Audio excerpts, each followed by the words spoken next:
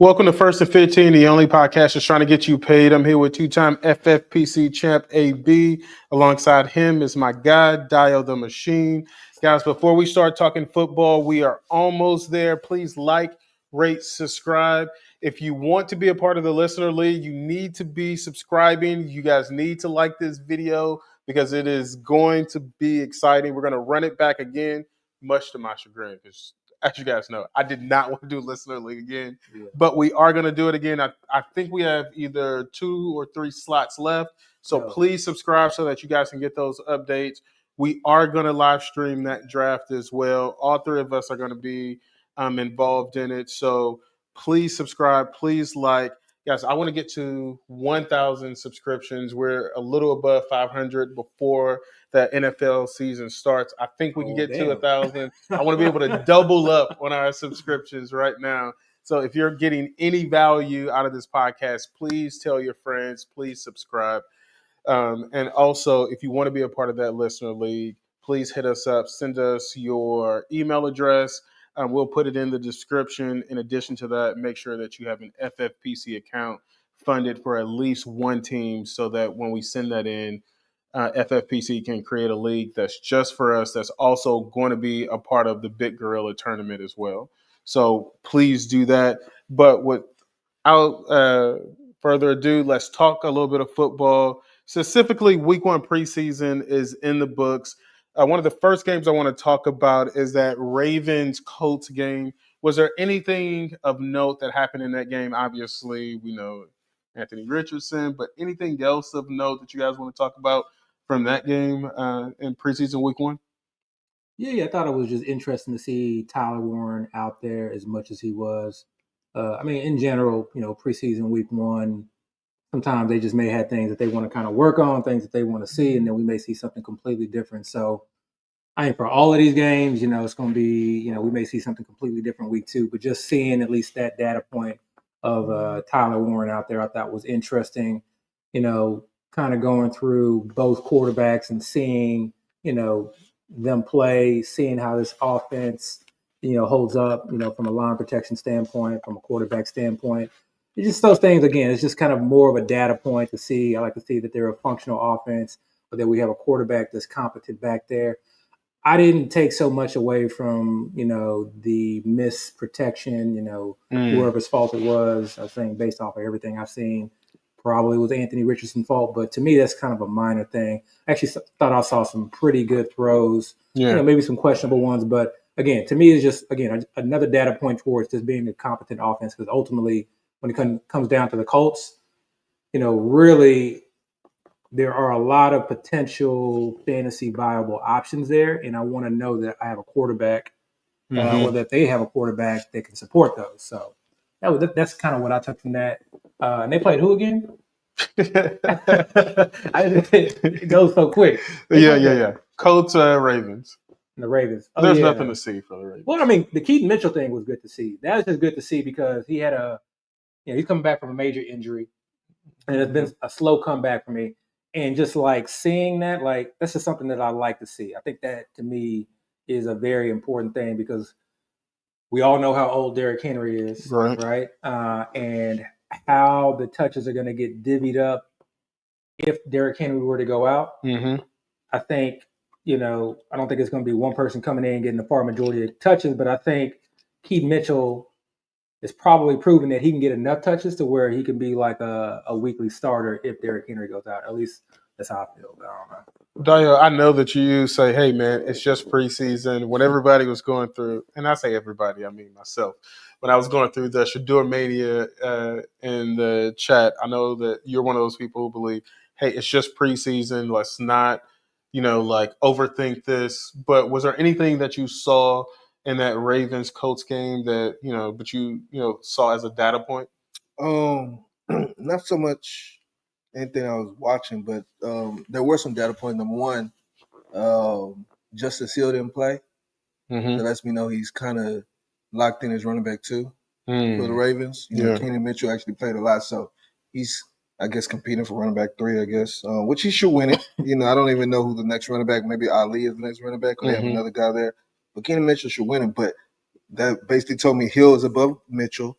For the Colts, Giddens was playing. I think he was the first running back that started the game. Yeah. So he's a rookie and he's already starting off because I don't think anybody else rested besides JT.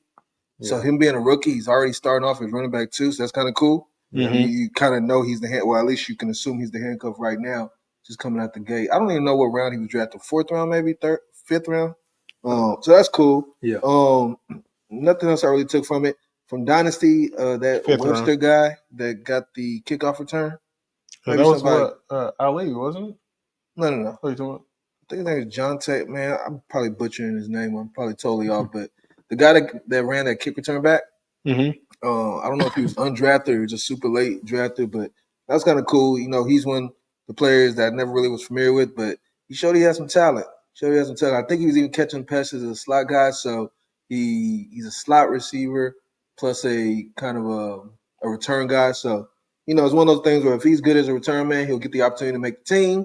And if he gets his opportunity on offense, you know, he can make something happen. So that's the Antonio Brown arc right there. But other than that, nothing really I could say I saw in the game that I can kind of take away. Yeah. One of the more high-scoring games this past week was this Bengals Eagles game. What do you guys think about that game? Was there anything to take note of? Obviously, Jamar Chase is going number 1. And so, you know, he looked good, Burrow looked good, but was there anything else to kind of take away from that game? From the Bengals side of things, not really. At least not for me. I mean, you know, we noticed P. Ryan coming in on 3rd downs. To me, that's kind of here or there. Don't think I was expecting or, you know, projecting Chase Brown to play the amount of snaps he played last year. Yeah. I don't think he needs to really just like smash this year in fantasy. Saw a little bit of Todd Brooks. I thought he was okay, but I'm a big Todd Brooks fan and have been. To me, this is again one of those situations where it doesn't necessarily matter who came in first, who came in second. Like, I think if Chase Brown goes down, then I don't think it's necessarily obviously P. Ryan, and maybe it's not just necessarily Todd Brooks. Maybe they bring in another back. So I think that's something to monitor, like how comfortable they get with Todd Brooks. I'll just be trying to kind of hear more about camp reports. You know, I think that's something that's probably going to work its way out through through the first few weeks of the season, because sometimes you hold these handcuffs, assuming that, you know, they're going to take over. And then lo and behold, the team signs someone out, you know, from just, you know, off the couch. And that guy is the one that gets the majority of like the touches, or it's like a 3-way split. So I definitely want to get a little bit more comfortable with the idea of Taj Brooks being like at least a serviceable handcuff. I don't think he's going to be a bell cow, but at least a serviceable handcuff should Chase Brown go down. I do like the Bengals just sort of kind of playing starters, because obviously like the last few years they've started really slow. So we like that. I think they started a lot or had a lot of their starters on defense play. And I think so. And they did not look good. You know, they did not look good. There was some like wide open holes Will Shipley was just sort of kind of, you know, running through. So again, preseason game 1, but not much has necessarily changed on that front. And then on the Philadelphia side of thing, I think, Shipley looked good. I think he just looked good. And sometimes like, it was a wide open hole. He looked fat, but like to me, he like looked good. He looked like, okay, maybe I should be buying him as an RB2. I think there's still more preseason games to note. And again, watching those first couple of games, really the first couple of games of the season, I think are really going to denote or really kind of, you know, to some degree cement who the handcuffs truly are, or what roles people are going to be playing.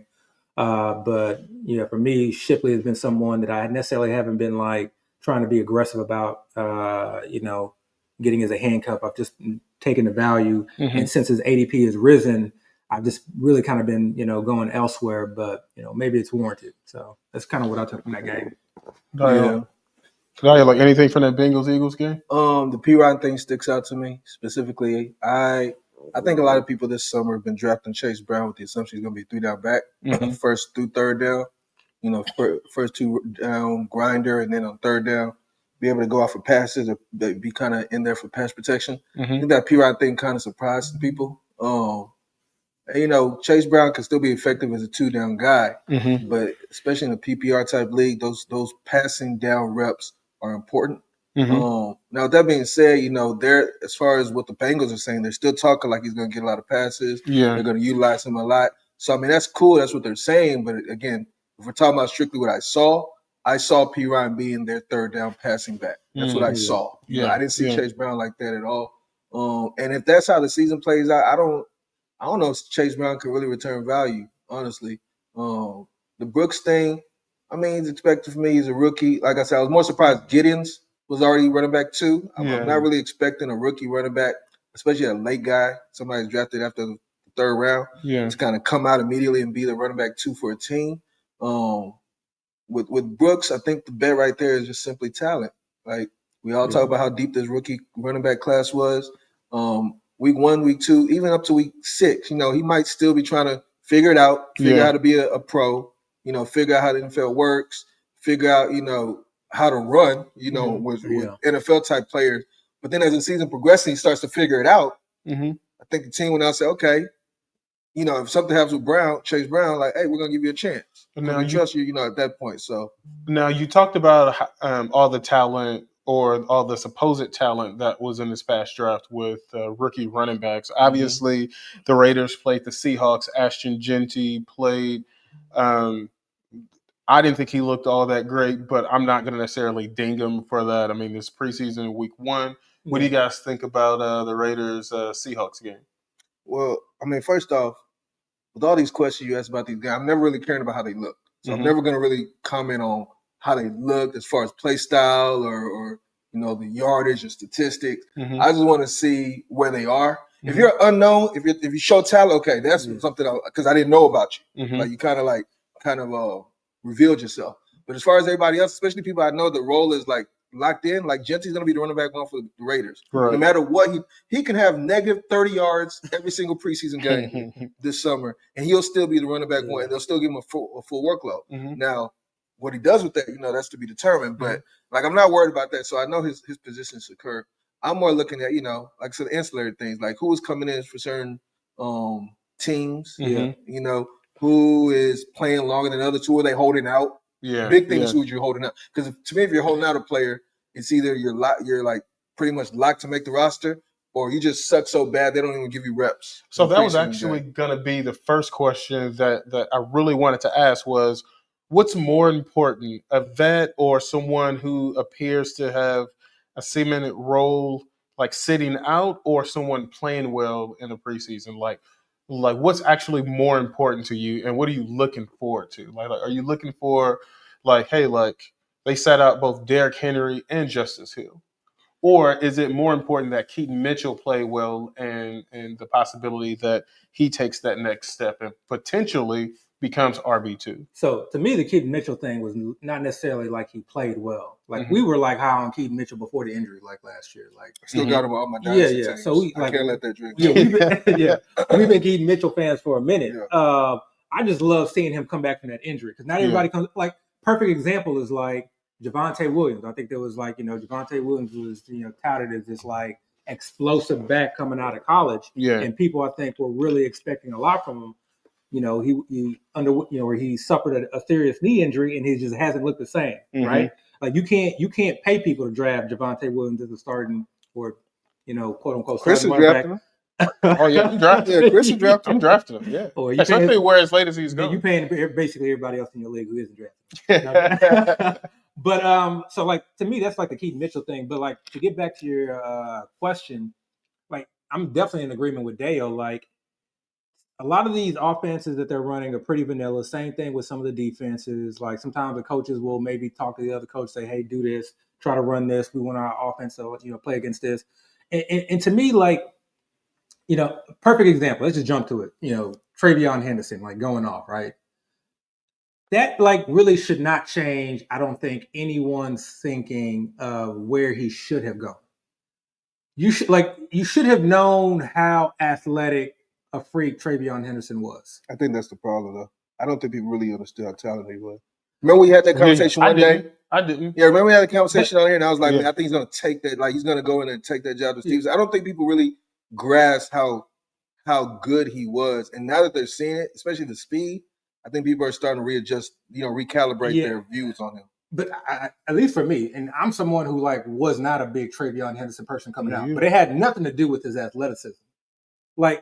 In fact, the way that I kind of see it right now is basically how I saw it before that game. How do you see it? It's a split backfield. He has his role. Mm-hmm. I think it's a plus role, compared to what some of the previous Patriots or Raiders, let's just call them passing down backs, receiving backs have had, because he's more athletic. He can do more between the tackles. But I still, when you say take the role, in my mind, I'm hearing, or at least what I'm thinking, is he's just taking more of the work. I just don't see a situation. I shouldn't say I don't see a situation. I got to see a situation. But to me, that offensive coordinator, and even just the way that they talk about him, everything that you hear throughout camp, what you saw in the preseason game is basically you have two backs. I do think what I've started to come around on, and this was before the preseason game, I started hearing this in camp, was his use in the red zone. Because that was always a thing. It's okay, he's going to be the passing downs back. He's going to kind of have limited, maybe not limited, but he's not going to get a full workload, on the early downs. But then if he's actually getting red zone work, to me, that's significant. To me, that can pay off value. But a player like that, I think you got to put it in context to me.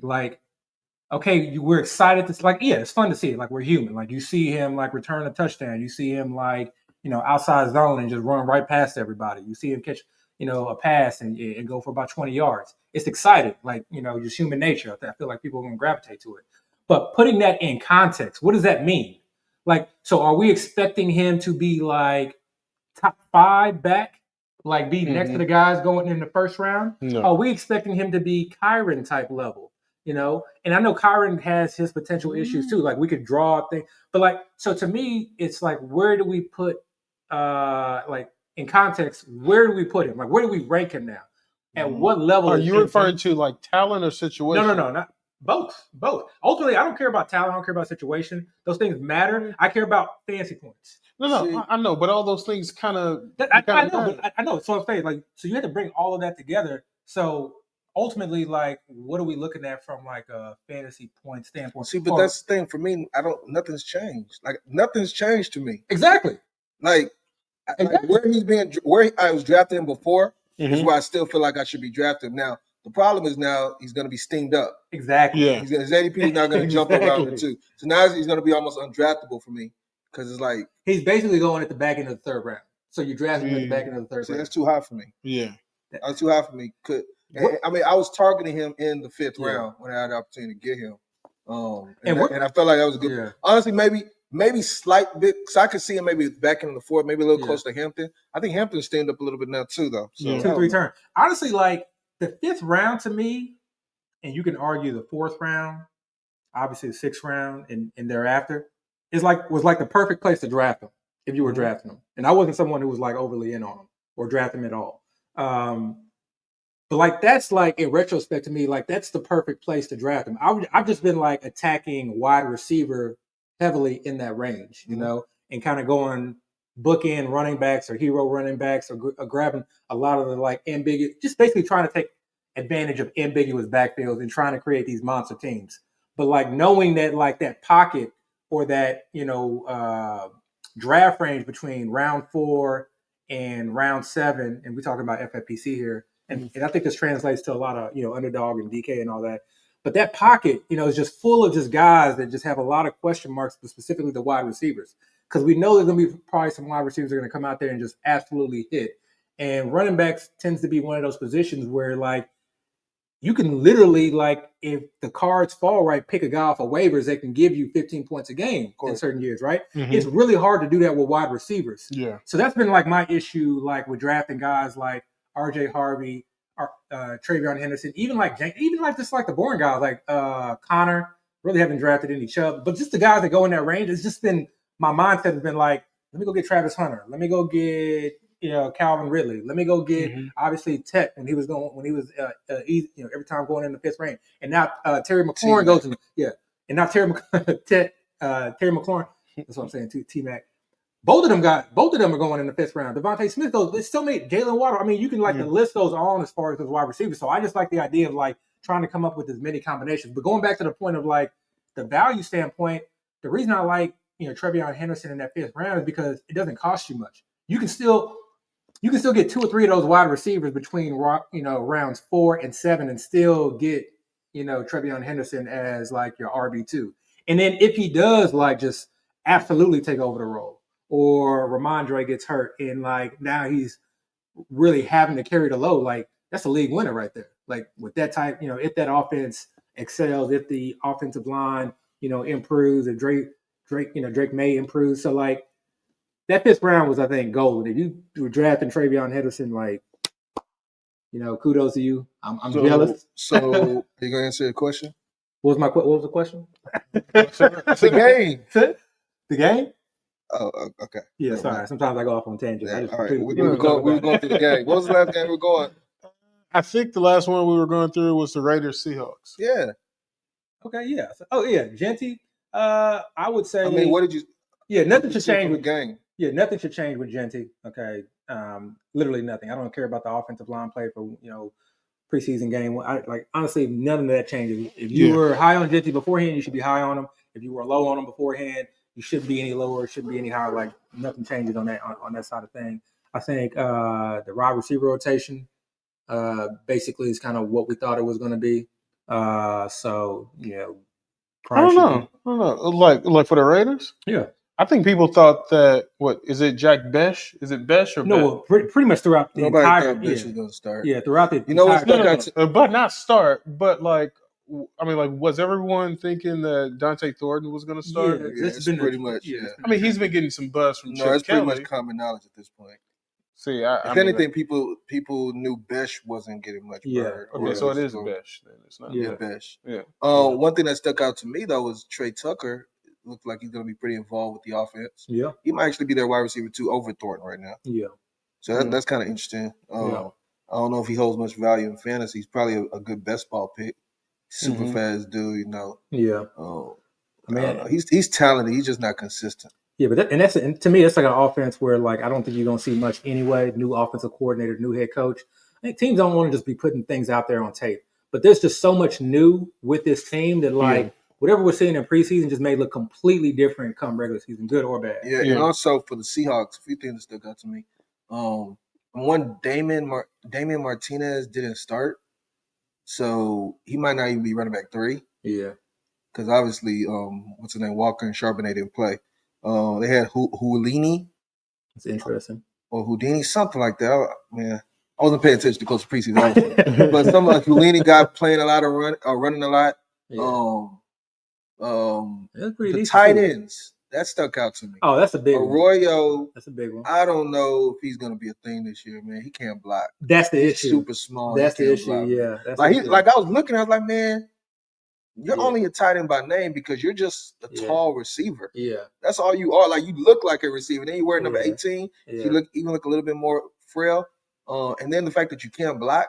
And I know that team wants to run. Yeah, I've been not drafting him. He might give you a few weeks here and there, or over time he might learn it. But right now, man, I'm not a believer anymore. He's undraftable to me. I'm not touching him. There's so many tight ends that go undrafted out of. So with that being the case, maybe AJ Barner's a sleeper for this year. Maybe so something to consider. But other than that, Troy Horton. He's showing that he is as talented as we've heard. He's already getting reps with the ones, and I think he scored a touchdown. Yeah. So that's kind of cool. So I also don't know if he's draftable though, because being wide receiver 3 on the Seahawks for a team that we know wants to run. Yeah. I think, but they trust him, and he's a 5th round pick, so that's kind of cool. Yeah, but the significance of that to me is if he is legit, that takes away targets. That's less consolation. Maybe it depends. Is he going to be in 3 receiver sets, or is he going to actually get some 2 receiver set options? I mean, if he's only in 3 receiver sets, then I think that team's base offense is going to have a tight end. Exactly, and a fullback. I'm 100, and that's kind of where I'm going. Is Cooper Kupp is how old again?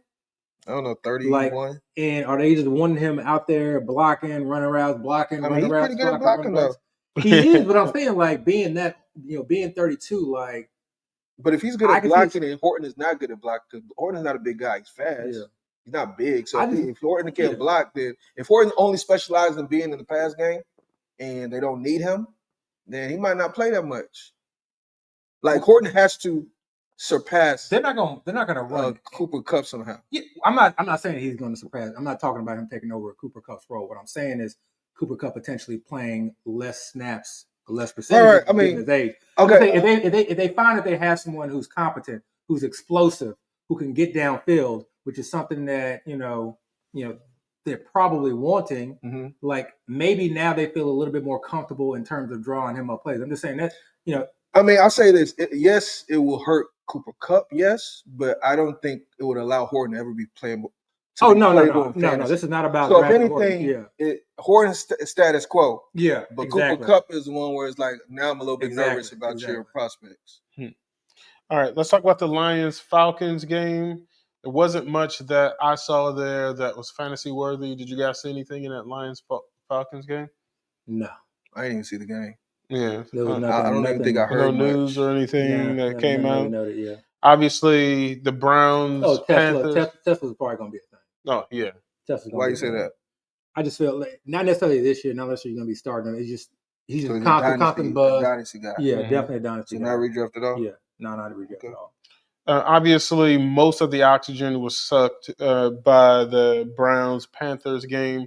Let's talk about T-Mac for a second because I thought that he looked good. And as watching a game, I kept saying, get him out of there because, like, the last thing I want is this guy who looks good, who looks like I know he needs the reps, but I don't want to see a guy who looks promising drafted that high to get injured playing. He get injured in practice. I know you can't have been getting injured in practice. Actually, yes, but I don't want him to get injured.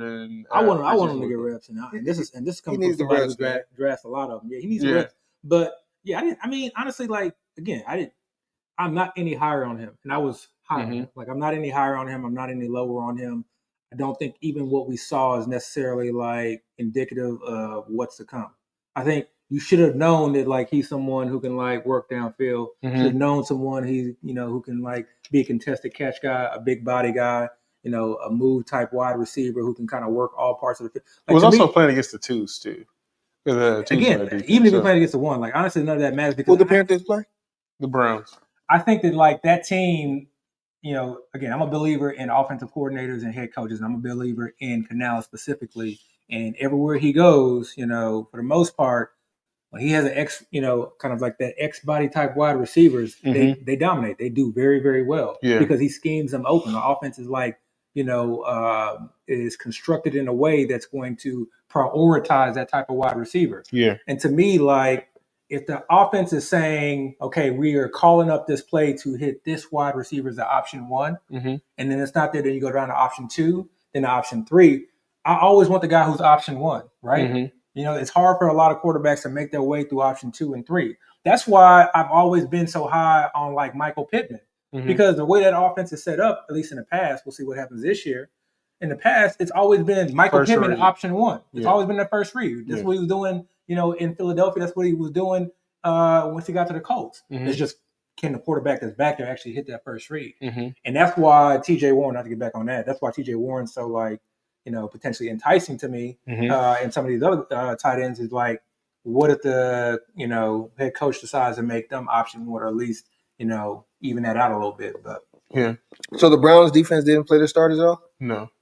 So the Panthers play their starters versus the backups on offense and defense? Right. All right. Okay. Let's talk about the Commanders Patriots a bit. Was there anything fantasy worthy that you guys saw outside of Trevion Henderson returning that touchdown? Yeah, I mean it's a note. I think everybody's aware. Obviously, Ramondre got carries, he got touches. Mm-hmm.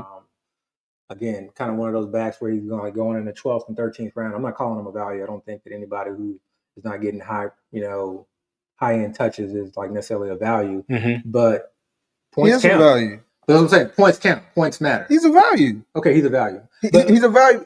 Okay, look, Stevenson's going to be one of two things. He's either going to get a fair share of that backfield mm-hmm. and be productive for you, mm-hmm. or he's just going to give you nothing, and it's going to be the Henderson show, right? I don't think he's going to sprinkle in for you, right? So if you're taking him in the 12th, you're making this one bet. You're making the bet that he is not going to be a dud and he's going to give you something, right? Because the value of a 12th round running back, I mean, if he gives you something, he's already surpassing that value right there. And he's starting right now. Like, he's a starting running back right now. So everybody that's facing, they're basically saying either he's not going to get that workload or Henderson's just going to take that job, which is kind of what I would be saying, right? So I'm not picking up Stevenson at all. But if I was to pick up Stevenson, same thing if I was to pick up I don't, maybe not Travis Etienne, but all those other running backs that are kind of starters right now, but there's a threat. All those guys, if any of those guys actually keep their job, they're all going to return value to Najee Harris. Harris. Like, everybody's, saying, okay, he's hurt his eye, he's not the starter. What if when he comes back, they're like, okay, now that you're back and you're good, get back in the starting lineup. And if their depth chart right now, I know it's unofficial. We talked about it last week that the coaches don't make it, but they updated their depth chart this week.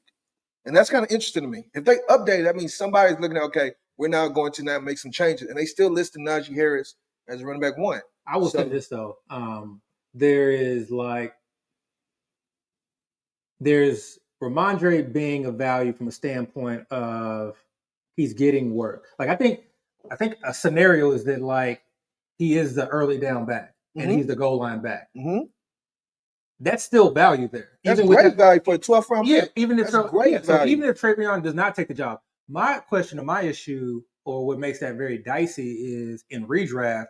In best ball, hell yeah, because he's gonna score some touchdowns, right? But in redraft, that's a tough thing to bet on week to week if you're not helping us out in the passing game and getting us at least 2 to 3 receptions. That's a tough thing. It's not a hard bet because the concern everybody has is there's going to be a split workload, and Henderson might take the job. But what if it's not? What if that's not my concern? What if it actually is the Stevenson show? Like, he's their running back. But Henderson. You laid out 2 scenarios. The third scenario is that it literally is just a split backfield. That's what I'm saying. What I'm saying. What if it's not that? Like, everybody's assuming it is going to be a split backfield. That's what everybody's assuming right now.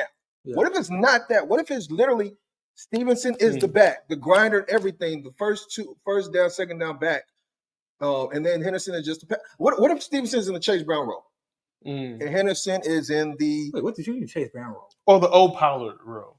Or the old Pollard role, the Chase Brown role, because I think P. Ryan again is the third down back. So what if Stevenson is taking that role and the offense is functional and he is getting those touchdowns? I think that his role. I think his role is the first and second. I think that his role is the first and second down back for maybe 2/3 of the series. That's what I'm saying, or half of the series. Like, I think that what if that's his role the whole season? If that's his role the whole season, what's the difference between his role and Chase Brown's role? I think that's what they want his role to be. The difference is the offense that they're in. What if the offense is good? Yeah, I think that offense. Okay, that's what I'm saying. If all these things play out that way, then where he's being drafted right now is a ridiculous value. It's just that the problem is everybody's betting against that, and you got to make a bet at all this, right? You have to put your money on something.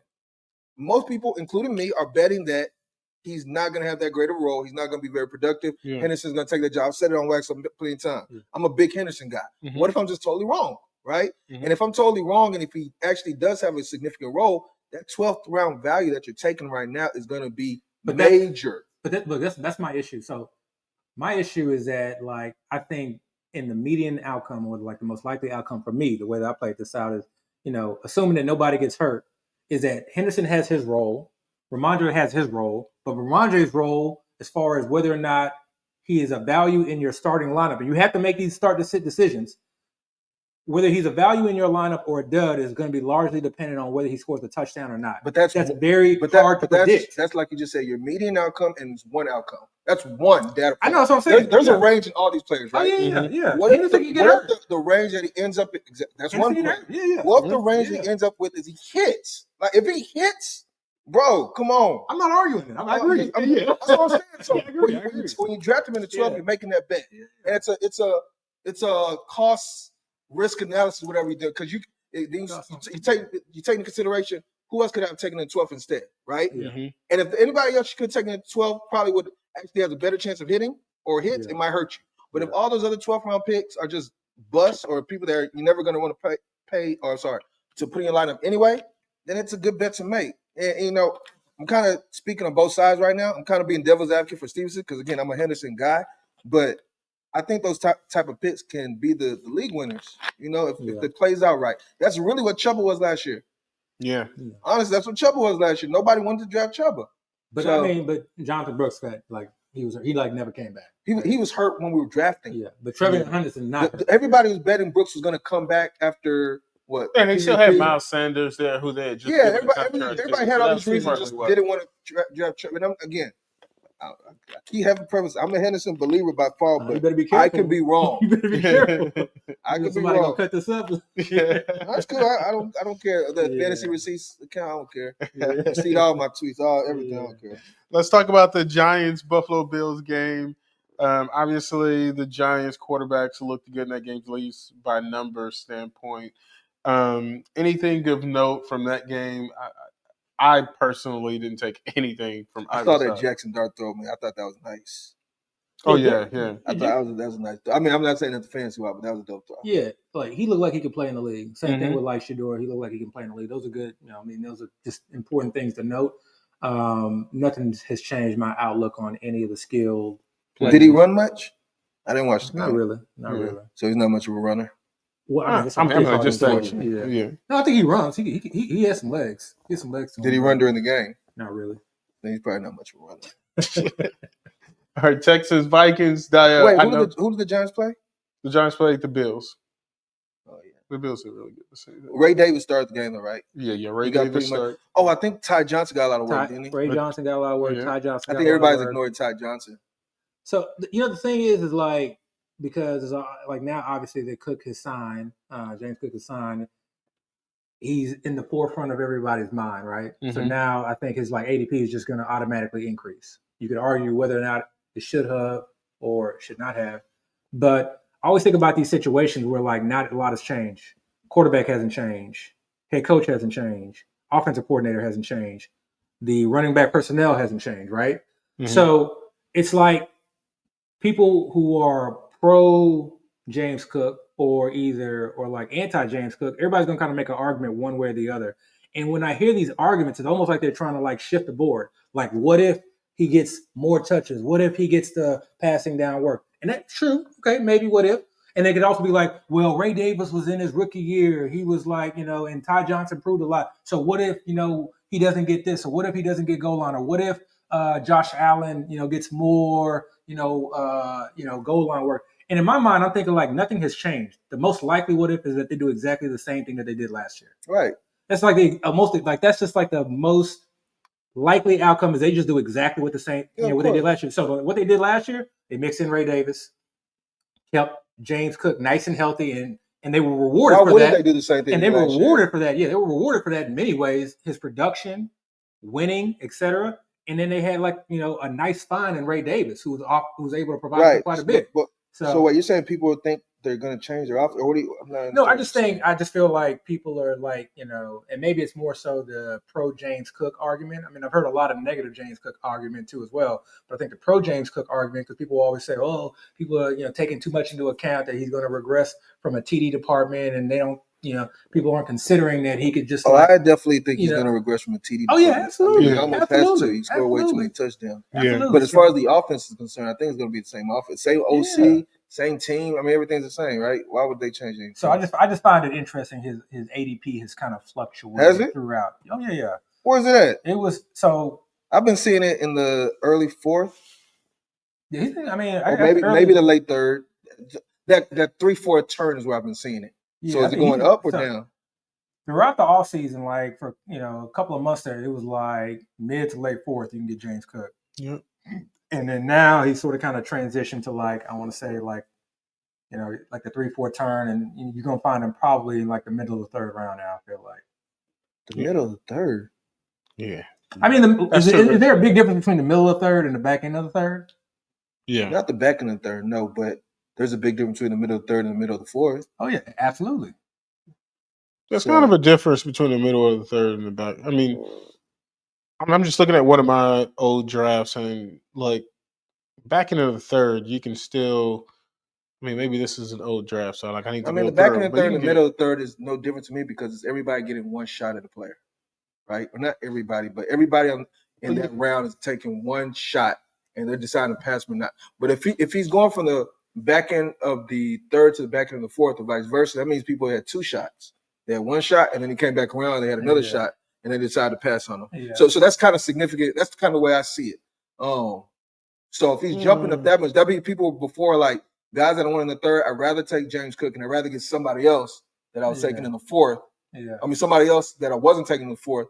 Now, so it's weird to me. Yeah, it seems like the dividing fact, kind of, mark at that point in the draft is like, do I want to go with one of these high-end quarterbacks? It's like people will draft players up until a certain point, and then I think like then you see the high-end quarterback, and then people are drafting. Once the first one goes, then yeah. Okay. All right, so let's talk about Texans, Vikings. I watched that game. Obviously, I watched everything. I can talk about this game. Yeah. All right, let's talk about the Texans, Vikings. Anything fantasy noteworthy? I didn't take anything fantasy noteworthy from this game at all. I think, again, like it's really hard to kind of make any conclusion because you don't know what they're doing. You don't know what their plans are. But I will tell you, my whole thought on the Vikings this year is that they are not going to pass as much. It's been very difficult for me to draft Justin Jefferson with the idea that, he's QB dependent. He's like an elite wide receiver. I get all that, but volume is still volume. And I just feel like, man, I just struggle to see this team based off of everything that they've done, based off of like the current personnel, based off of the defense, that they just want to be just like, throwing the ball 35 plus times a game. And so I just worry that this team is really going to be one that's going to be like, leaning on the run more so than it did. Not to where like drafting Justin Jefferson is going to kill you in any way, but just like maybe like Justin Jefferson is a bad bet to be wide receiver 1. Yeah. So that which is where you drafted him. Which is why I'm drafting him. Like whoever I'm taking in the first round, if it's a wide receiver, I'm taking them because I think, you could be the wide receiver 1. Right. And so if I think that you're less likely to be wide receiver 1, I'm going to take somebody out of who's left. Yeah, out of who's left. Yeah. Yeah. Because I would rather get Chase every time. Yeah. So talk about the Vikings because there wasn't much together from the Texans, and I know the Texans. So for me, maybe there's not much together. Maybe I could speak on them a little bit, but for the Vikings, I agree. I do think they're going to be a running team a lot. We didn't get to see Aaron Jones; he didn't even play. Jordan Mason got all the work. I mean, he looked like a bell cow. And that's before I knew Aaron Jones wasn't going to play. So I was the first like, where the hell's Aaron Jones? They look like a team that wants to run. Now, of course, it's a vanilla game plan. They're not really showing other cards. But they look like a team that definitely is going to be one of those physical jumbo type teams. One thing that stuck out though, a few things. Number one, Abby just making that point as far as them being a running team. I agree with that, but I also think they're going to have a pretty narrow passing tree, similar to the Rams, similar to the Bengals. Yeah, I think it's going to be Jefferson, Addison, maybe somebody else sprinkling. Maybe it's Naylor. Maybe it's the lucky guy. Who? TJ Hockenson. So I'm gonna get to that. That's my second point. But one of those, ominous. One of those guys may be third, but I think it's really gonna be mainly the Jefferson Addison show. And if that's the case, then if it's a lower pass volume, it's gonna suck. But they're still gonna be the guys that's gonna perform for you because they're still gonna put the ball up in the air. They put the ball up, 20 times. 8 of each one of those will probably get 8 targets, which is a pretty good, target share, right? So that's the first thing. Second thing, TJ Hockenson. He wasn't getting all the tight end work. There was another tight end there getting a lot of work. I forget his name. And Chris, maybe you can look him up. Oliver? Maybe it was Josh Oliver. But they were playing another tight end a lot. And I don't know, maybe because the other tight end's a better blocker. Going back to what you were saying, they want to run more. But if they're not giving Hockenson all the work, that's going to be a little bit concerning to me. Maybe it might be one of those things where it's a tell, Hockenson plays only on pass downs, then they get the other guy in to run. But that's still, less snaps. And he was kind of somewhat limited on snap percentage last year too, but he was coming back from the injury. But I just remember he was coming back from injury too. I remember watching a lot of games, like tight ends were getting work, but it wasn't like always TJ Hockenson. It was Oliver. So I mean, for him to be the 5th tight end being drafted right now, I can't take him that high. Yeah, I mean, I don't know how high he's going, but I think he's the 5th guy taken off the board. That's a little bit of a concern if I was drafting Hockenson heavy, So. That's all. And we still don't know how good McCarthy is. He looked good on Saturday. Yeah, he looked decent. He looked like an NFL quarterback. He looked like he can play in the league. Yeah, exactly. He looked like he can actually be out there. Yeah. I don't know how good he is when the real games start, but he didn't look horrible, And I know he has those legs. I don't think he showed him much. But we all know he's a runner. Going back to his Michigan days, so that's that. Going to the Texans. So Nico didn't play. Obviously, Stroud didn't play. Mixon obviously didn't play. Chubb didn't play. Chubb was actually injured. If Chubb wasn't injured, I think he would have started that game. I think Chubb right now is firmly the running back one. Now, it's a fluid situation. The whole running back room in the Texans is fluid, especially considering the fact Mixon's supposed to be the guy, but we still really don't know when he's coming back. And honestly, have you heard anything about this? That's what I was gonna say. If he gets Texas land, nobody's even talking about this. Yeah. It's nothing anybody's questioning. Nobody's like, how many more days till Mix comes back? It's almost like we forgot about him, which is kind of weird because I know he's such a big part of our offense, especially what he did last year. I need to know what this injury is. Yeah. Well, we know it's foot, it's lower extremity related because he had a boot on. Yeah, but that could be a lot of different things. So Dare started. Dare looked good. I don't know if it was because of a talent, situation or the Texans, they're going to be better. Now, I will say our offensive line looked a lot better, and as a Texas fan base, we're very, very pleased. Everybody's always, down in the Texas offensive line, especially since they traded their best lineman from last year. But that line looks like they're actually going to take a step forward, which is kind of crazy to say. And people won't believe it till they see it, but just take my word for it. The receivers, they rotated a lot. Again, Nico didn't play. Christian Kirk didn't play, who's going to be our top two receivers. But as far as who receiver 3 is, everybody would say it's probably Higgins. But as far as that game, Higgins played, but they also played a lot of No. And by the way, it's No, not Noel. Jalen No. They played a lot of No. They played obviously a lot of Braxton Berrios, who probably looked the best out of everybody. Played a lot of John Mechie. They played a lot of Xavier Hutchinson. All these guys are in the running to make the team, and nobody was played over the other guy, so it wasn't really much to gather from that. You know what I saw from that, or like what my takeaway was, and again, this is definitely biased, was like the slot receiver is going to be significant in this offense. Oh, haven't I talked to Christian Kirk? I know. Okay, confirmation bias. Confirmation bias. Christian Kirk, I wish I was slamming the button on him even more than I already have been, because that is somebody like just right out the gate. Like, I'm a big proponent of like drafting Rashee Rice as he's falling down the board. Just assuming, it could be wrong, but assuming like he comes back and he slots right into that wide receiver 1 role for Mahomes.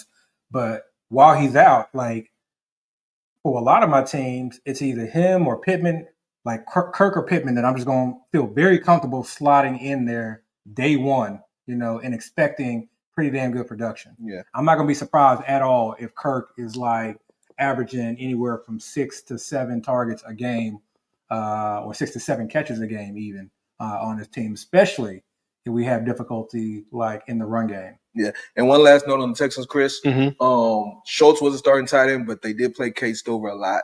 Like a lot. Yeah. They were playing them with, the first team, that first team, which wasn't our real start. Well, some of our starters are there, but not all of our starters. But they definitely have plans to use Cade Stover this season.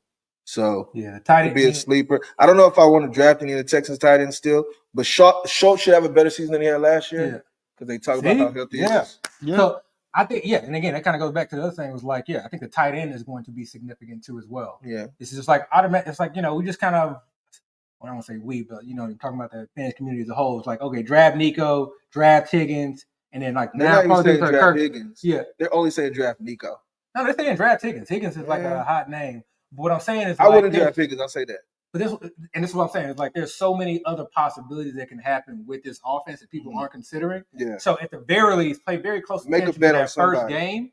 Because and then go to waiver wire. Like if you see Schultz is out there, like 90% of the snaps and is running a bunch of routes, pick him up immediately. Don't have it in the back of your mind like, okay, he's been undrafted all season, and think back to 2024 because this is a completely different offense. And I've heard plenty of quotes too that like, positive quotes on Schultz, but because he's not that guy that people want to love, you're never going to hear like, it's recency bias. He was drafted last year because he had a pretty good 2023. Yeah. And he was like a 10th to 12th round pick. he had a horrible season, so now he's almost undraftable. It's like everybody goes to the extreme. Yeah, it's like one of those like break glass of emergencies. Like, damn, this tight end that I drafted is not panning out. Okay, you know when you're on that waiver wire, don't just like overlook Schultz. Or be like even if he has a decent game, thinking that's just a fluke. I just be keep the eyes open. All right, guys, please hit that subscribe button. We're still trying to get to 1,000 subscribers. 1,000. I want to get to 1,000. All right, guys, let's talk about the Cowboys Rams game. Obviously, Cowboys didn't play a ton of starters as well. Did y'all find anything of value out of this Cowboys Rams game? Obviously Matthew Stafford is dealing with a back injury. Yeah. Anything of fantasy value? Oh man, I don't know. This is like a visceral, like bias reaction, but the Blake Corum, Jarquez Hunter sort of kind of breakdown. With Corum not only getting the first look, but then also getting those red zone looks. I think the second goal line, I think the second goal line was after Jarquez Hunter had gotten his first run at it. Mm-hmm. Not necessarily at the goal line, but was already getting touches. So I just found it kind of interesting that they brought him back into the game to get that goal line. I found that like kind of significant. I still think I'm gonna like lean on my priors as far as this being an offense that's going to do almost exactly what it did last year, mm-hmm. with the exception that I do still think that actually it's going to be Jarquez Hunter and Kyron Williams, where Jarquez is that guy that's like change of pace, that like mm-hmm. explosive back. I just can't get that quote out of my head where Sean McVay was talking about his conversation with Liam Cohen and he was just basically very like in a positive way talking about like how he was almost fascinated with how he switched up his run blocking scheme and how he uses running backs. And it's almost like he was like down on himself for like not, switching things up to make his ground game more efficient. And then you see them go out and draft a guy like Jarquez Hunter. So I think this is like a situation that's like kind of it's like going to be complicated because we may start the season and we may see Kyron Williams out there and then it's Jarquez Hunter, going back and forth. But then if Kyron goes down, the question to me will be, do they trust Jarquez Hunter in the Kyron Williams role as far as being out there, pass blocking, running the routes, being where you need to be, et cetera, or does Jarquez stay in that like you're the explosive back, the change-up back role, and then when Kyron Williams go down, it's Blake Corum who gets that look. Mm-hmm. So I just feel like in my mind, I'm like kind of keeping that, idea so that I don't get like overly confused or like lean one way or the other. Ultimately, like, both of those guys are less favorable and just sort of kind of drop down on my list as far as like whenever I'm trying to like look through handcuffs. Okay. Cowboys Rams games. They sat out Kevontae Turpin. Big, yeah. Why is that important? Best ball. Think about it. I like best ball a lot. Like, why would you sit out your wide receiver 3? Like, you must have big plans for that guy. I mean, but they did say he was getting back. Yellow. That's what I'm saying. Like he wasn't getting some carries. I think it's wide receiver 3. I think it's no. I'm saying like slaps because he's getting slash. He's not getting some. Like I've heard he had some running back reps and everything. And they got big plans. I mean, the guy we know is super fast. So I like fast guys. Those are the ones that can give you those, crazy output. So and then Phil Maffa. He looks serviceable to me. I'm, I'm all aboard the Phil Maffa. Yeah. He looks serviceable. I'm not even gonna talk about him anymore, honestly. Because you need a nickname for him. Too much. Bill. We got Bill. Now we got Phil. I've said enough about him, so I'm just gonna let that play out. But Steelers Jags. I didn't watch that game. I only saw the clips. I want to say one more thing, Travis. Right. I want to say one more thing about the Cowboys. Uh-huh. Joe Milton, I was seeing some bad reviews, man. For Dynasty, I don't think he's worth a roster anymore. That's terrible. Yeah. I don't think he's worth a roster anymore. So, all right, Steelers Jags.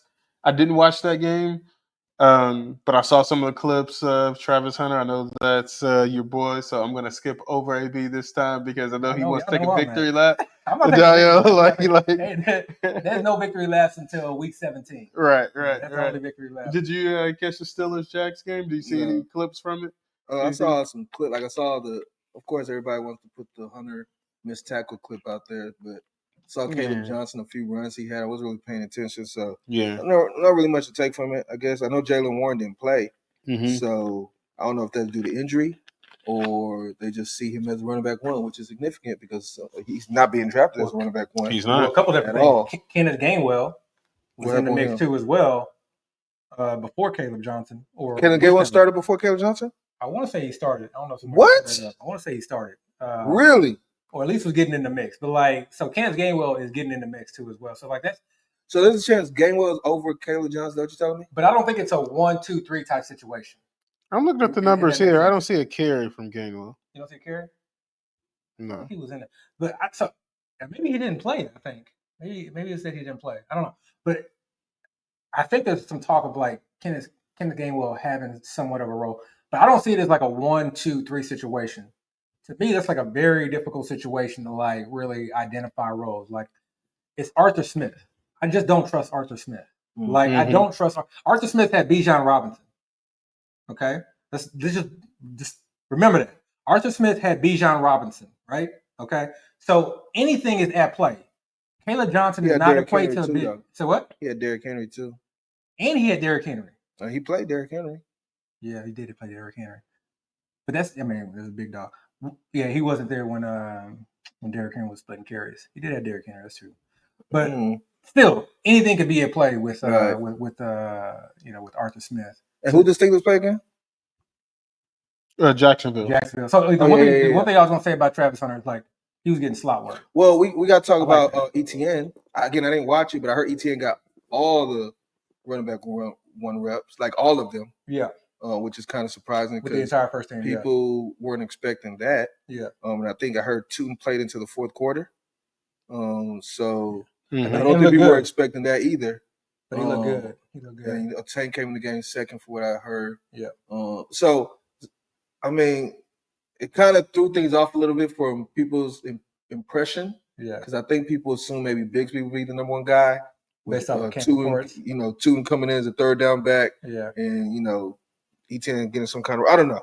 But that definitely kind of caused a little bit of a stir on Twitter. Yeah. I feel like for me, I think. Sorry, go ahead. I'm sorry. Yeah. I feel like, well, clearly I've been in on Tootin.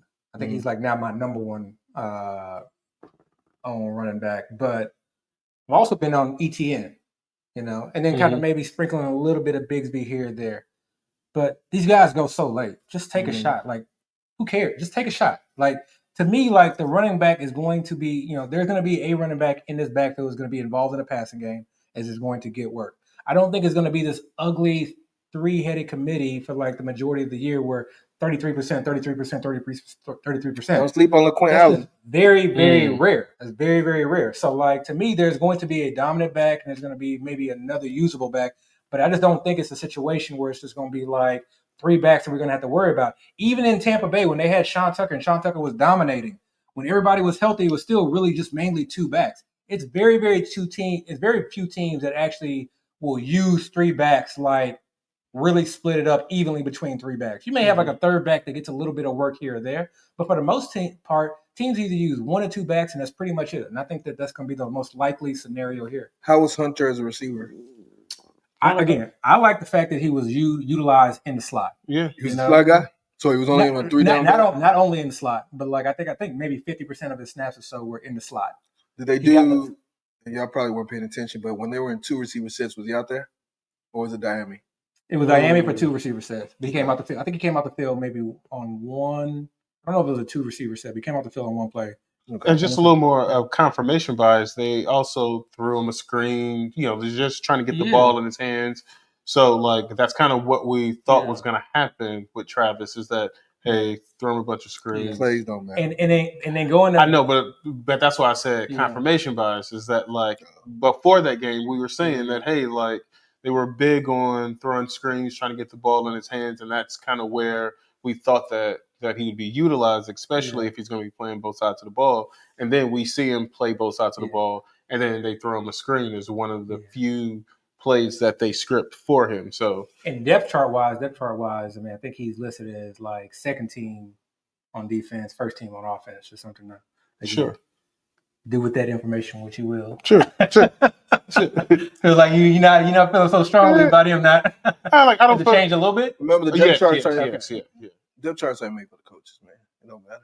That's true, but I'm not so headstrong on the position that I'm not drafting a cornerback in fantasy football. Like I am going to back off that position just a little bit. I do believe that he is still their starting quarterback, and that he's going to play more snaps. I don't know where I'm at with it yet. Yeah, we'll I got to just see. We got time. We got time. Not only do I got to see, I got to see it play out for a season. Because week one, they could literally have him play the whole game week one. I wouldn't be surprised. By that time, it's too late. But no, I'm just saying I wouldn't be surprised. Yeah. Like if they literally just stay out there. Yeah. I won't be surprised because for what I see, the guy has a lot of pause, but he has a lot of stamina. Like it seems like he can do it, right? Seems like he can be out there. Yeah. Now, if he's still doing that week 9, I'm like, hey, this might be an alien, you know? But again, like just because it hasn't been done does not mean that it can't be done. I didn't say it can't be. Yeah, I know. But like the other thing too is like exactly what you said. Like we have not seen this before. We have no idea how it's gonna play out. Like I don't know, but I don't want to be out on it. Like I just been every time I see him in the 6th round, I'm like just I can't. Like I physically cannot like pass on him in the 6th round, and that's where he's been going. Yeah. And his ADP, like really, I don't think he has even moved much. So. Yeah, I'm not really. But Titans Buccaneers game, Cam looks solid to me. Nothing to see when it comes to that Titans Buccaneers game. Anything noteworthy? Spears getting hurt. That's right. If y'all listen to the show we had with Theo a couple weeks ago, one of the last questions I asked him was his thoughts on Khalil Mullins. And he gave his thoughts. And he actually, I think he even said it needs an injury for him to be relevant. Yeah, we have an injury, right? So, and it's a pretty. I don't say extremely severe, but it's severe enough to where we're concerned about his week 1 availability. It's a high ankle sprain, right? Yeah. And his, his early season production trying to work back from that. I mean, the guy was apparently carted off the field.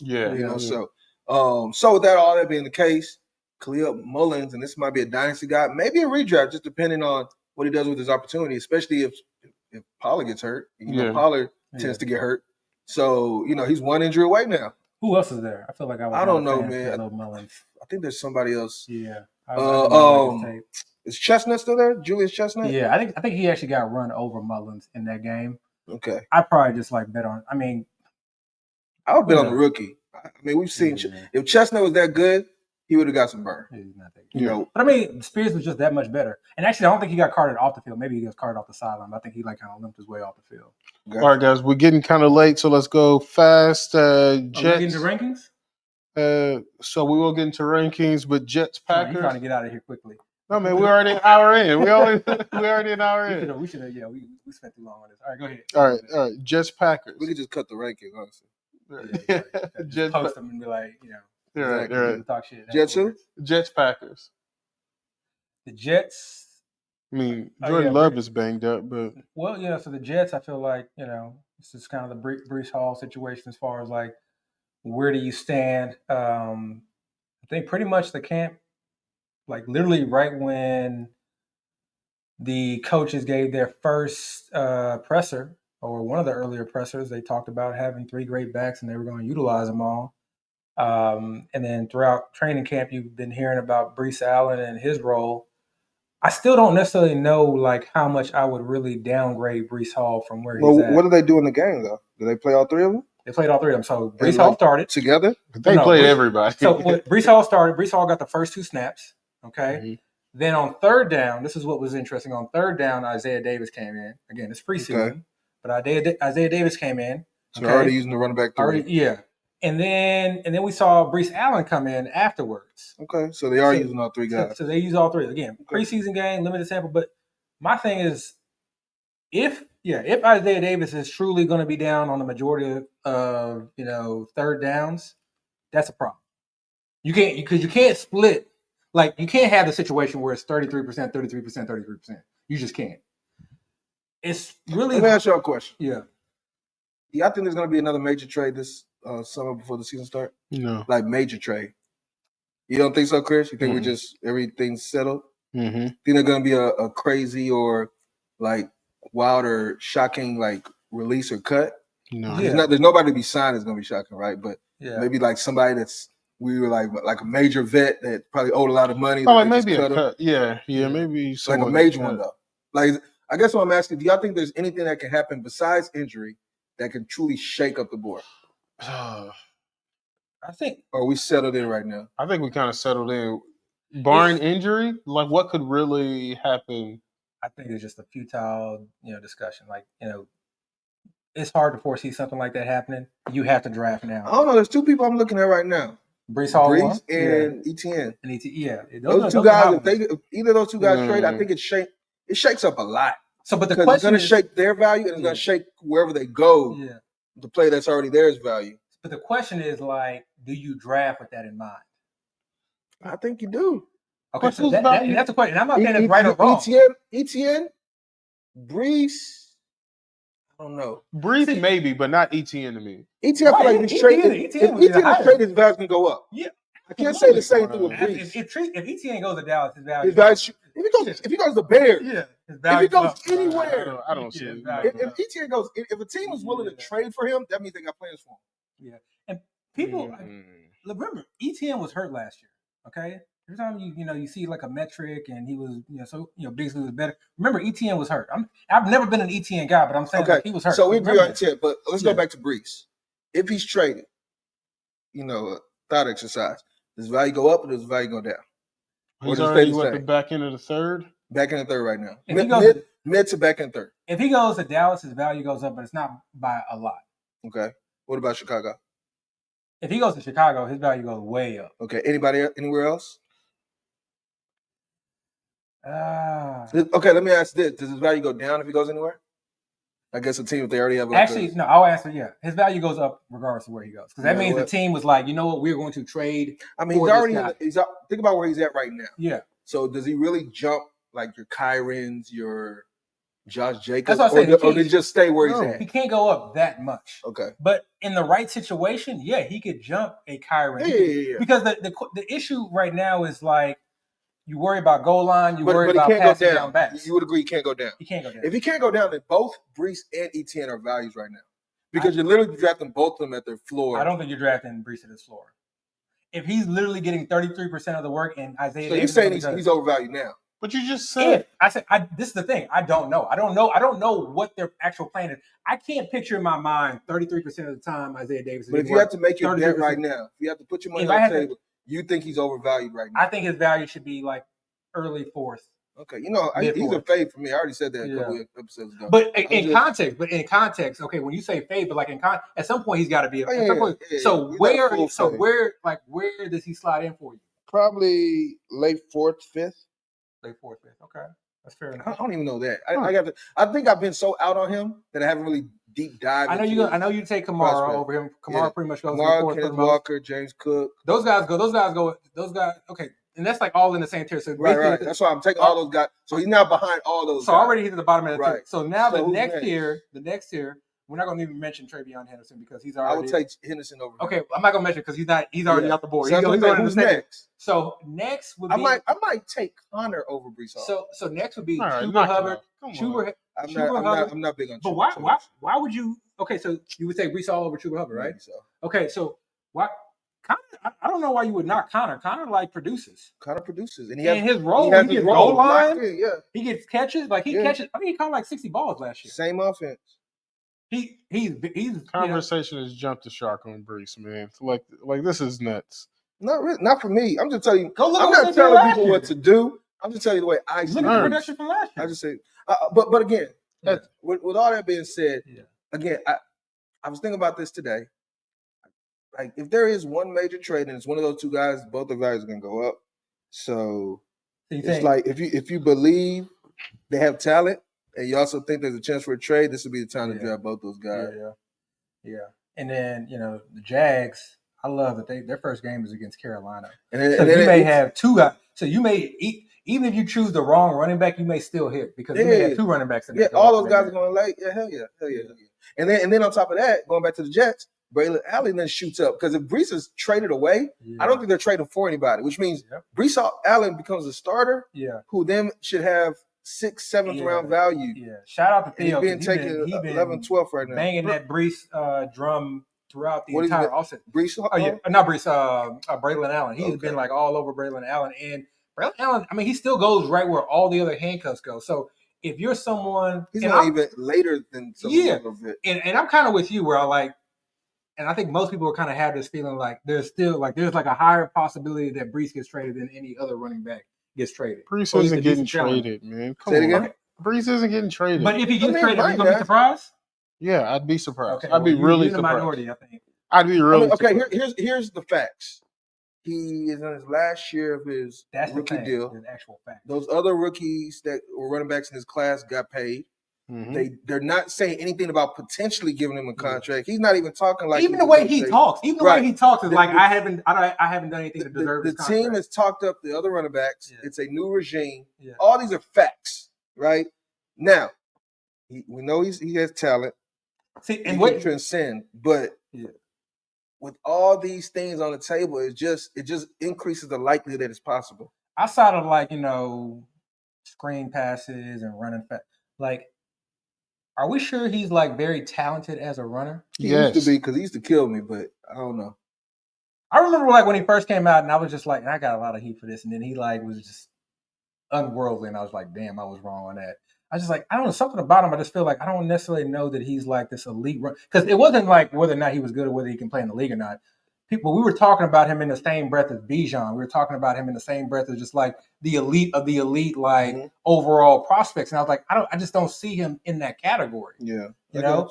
But this year, it's like okay, now his value's coming down. Like his values come down. You can get him in sometimes like at the early fourths, back into the thirds. Call it the same area. But the question is, is that a trap? Is that like not a value? And it may be one of those things. Like maybe you draft him there because you have multiple outs, although that trade out I would agree is like a harder out to like kind of win on, but I don't know. I feel like this is going too far. when we start talking about, there's no trade before that happened that you were like you expected to happen. Matter of fact, most trades that do happen we didn't even expect. They come out the blue. Unless the guy's been like, if Tyreek got traded, then like I'd say, all right, like I kind of Tyreek has the same type of smoke coming out as Brees. Yeah. No, but not really though. Like Tyreek is trying to get traded. No, he's not. He is trying to get traded. He literally wore a Tua jersey. He hasn't done anything. Yeah, but he's been in all the practices. He's talking like he's committed. He hasn't done. He's literally in the same exact situation as Brees right now. They're both being speculated. You can tell he wants out, man. No, you're assuming that. I'm not assuming that. He like when you go to the podium and they're asking you questions about like. And you throw your coaching staff under the bus.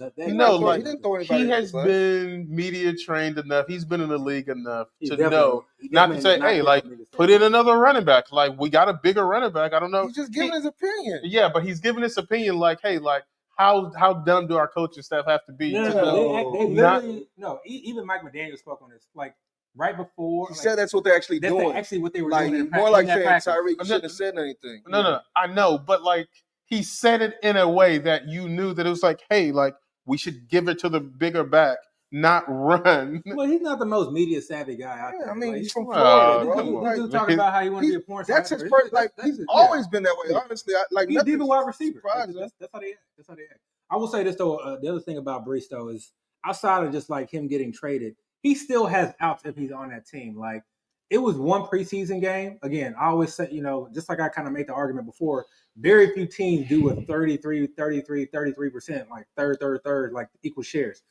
You heard and we saw the footage of, Glenn really just like talking or like getting super excited about what he was able to do in a pass game against, and literally said, this is what we're going to do. This is what we're going to have you do. He's like, I'll take you over against any linebacker. Mm-hmm. So it's not like they don't want to get him involved in the passing game. They are going to get him involved in the passing game. I know. But I guess what I'm saying, like to kind of tie everything in, is I do think that like his value his draft ADP right now at the back end of the third, early fourth, I think is warranted because I think he has multiple outs. Worst case scenario is that it is a third, and now you're just stuck with a low end RB2. It's not going to be a third, and a third, just because we saw it in one preseason game. Listen, like I went back to that play-by-play before the preseason game. Yeah, he thought that before. Let me ask you this, Chris. I went back to the play-by-play. Let me ask you this: if he is the back, the main back, like it's not, everybody else is just spelling him, like he was the running back one on that team, which is what you obviously assume. Where should he be being drafted? I think he should be drafted slightly above Amari and Hampton. I don't think Hampton was a fourth. let's take like Hampton out Hampton there. is going He before was a Brees. fourth though. Oh yeah. He was. The reason Hampton's been steamed up is because of Najee Harris injury. Let's 2-3 turn. 2-3 turn. let's be real about that. Right. So the other guys that this whole summer have been going ahead of Brees, do you think he should be going ahead of any of those guys? No, I think he should be going right behind Kyron, just like we just talked about. Being drafted now. Not really. Like Kyron is kind of going front end of the third round. Brees is going back into the third round. He's the next running back. Yeah, I know, but it's still, that's still a gap. So you're saying he should be jumping some receivers in that round? Yeah, like he should be seen the same way that like we see Kyron. Like we should see him the same way. And you're just saying the gap should close a little bit. The gap should close a bit, and I see him in the same situation. In fact, I've been kind of skipping over Kyron since Stafford has been there. I know that y'all don't necessarily care about Matt Stafford being injured. I just don't trust Jimmy G. Like, I think that offense can potentially crater under Jimmy G. So, but wait, slow down. What I'm saying is I'm not trying to get you to tell me why Kyron was a worst pick. No, I'm really asking you. It's all in context. Is what I'm saying. So the reason why they are closer. I'm really asking you. Do you think Brees is undervalued? Do you feel like he should be valued higher? Yes. Not taking into account what your feelings about Kyron. Just Brees in the vacuum. That's the context of that. I'm saying is that like he should be taken. The reason why is because if we are taking Kyron at the beginning of the third, everybody's taking Kyron. Kyron's going all throughout the third though. Like Kyron. In my draft, back in the second. Kyron is shifted. So it's really just about. What I'm saying is we should see wherever you see Kyron Williams, you should see Brees in that same situation. But again, right now they're not that far off. Like they're like maybe a few picks difference. It's not that no, like it's not a few picks. Like I don't ever see them like a few picks apart. I've seen them plenty of few. They're both third round picks. Yeah, so it's really about just your preference. Just like I've seen Adams taken at 301. I've seen Adams taken in the fourth round. Like I've seen I've seen Higgins taken in the beginning of the third. I've seen Higgins taken in the back. Like it's all just kind of jumbled around. Honestly, just pick your flavor. But what I'm really getting into, okay, if you think he's slightly undervalued, which means and again, you think positively of him. If anything negatively happens as far as his circumstance, then you feel like he's a bad pick at where he's at now? No, well then, I mean, like it depends on what the negative circumstance is, right? Kind of like what we're talking about. He's sharing the load a lot more. Well, I think they're all going to be sharing the load, but a lot more. If he's sharing a lot more, do you feel like no? Well then, I think he is properly priced. So you think his range should just be somewhere in the third? That's all you're saying. I think it should be early third. Yeah, I think this is ultimately for me going to come down to this Brees. Like, is he active in the passing game? And yes, he has a running quarterback, but that running quarterback actually, I think, does get his running backs involved in the passing game. And then yes, this is an offense that may not be elite, but also having a running quarterback that does RPOs, which is probably not a lot of, they're not going to be showing a lot of that in the preseason. That RPO does open up running lanes. So, like, if Brees can get back to sort of kind of that track speed and can hit that hole hard, now you don't need him having 20 plus carries a game to like really like, to really like exceed his value. Because ultimately, like when you're drafting somebody in that third round, it's not about, to me, like, do they hit third round value? I'm drafting those guys because I want them to, basically hit up to first round value. Otherwise, like I can draft guys from rounds 4 through 7 that can give me almost the same amount of points that somebody's scoring in the third round. Which is why I think Brees is. Sorry, go ahead. I'm sorry. No. So that is what is hard to me because the range of possibility is wide. Because one, I don't know how good he is. Initially, I was kind of out on him from a skill standpoint, but then I've seen the speed. Then he had the ACL. Now he's another year removed from the ACL. So where is he now from like just a player talent standpoint? That I don't know. What is his role in this offense? That I don't know. I can't use one preseason game to like, even like with everything the coaches have said, I still think that it holds weight because you've just been hearing the steady drumbeat. But how much so? Especially when I see Aaron Glenn just get so excited, and pumped up and talking about, yes, that's how we want to use you. I want to get you in all these mismatches. Yeah.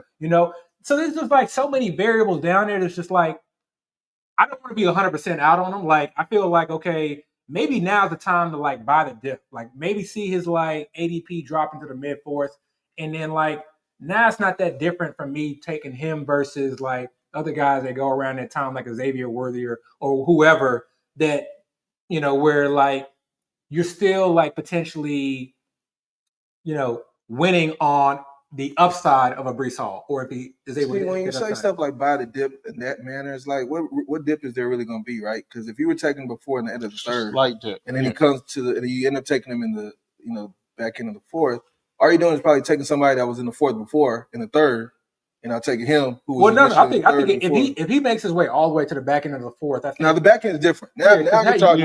You get unique builds. You get that's unique what you builds. do. Yeah, but I don't know if he's going there yet. Now, again, for me, I just look at where he's going right now. He's being taken in the best case scenario outcome. Because I don't think there's anything he can do that has value better than Josh Jacobs, who had a great season last year. Yeah. A great season. Yeah. Who was also in the third round. Yeah. Kyron Williams, I think everybody's concerned about the competition. Yeah. But if the competition doesn't hit or it doesn't hurt him, Kyron Williams' production has been great these last 2 years. Yeah. So even him, he's got the contract. Exactly. JT, Jonathan Taylor was the number one running back in fantasy a couple years ago. So all these guys that are right ahead of him, and he's taking right behind them. It's been a long time since you know who he belongs. You know where he belongs with James Cook. James Cook is like literally. We just talked about that's why he should go back to me. No. He should go back. He should be behind James Cook. James Cook is in a better offense. I mean, I don't know. It's a tough situation. But again, that's why I've been fading him. I don't like where he's been taken. Again, it's not a full fade, but I'm not comfortable at all with what he is or what he can be. And I think you're just investing way too much draft capital for a hope of a high-end outcome. Yeah, I think I'm in agreement with that. All right, guys. I think that's our episode this week. We couldn't even get to the rankings this week, man. You just don't want to put them on flash on the screen. Show the rankings, man.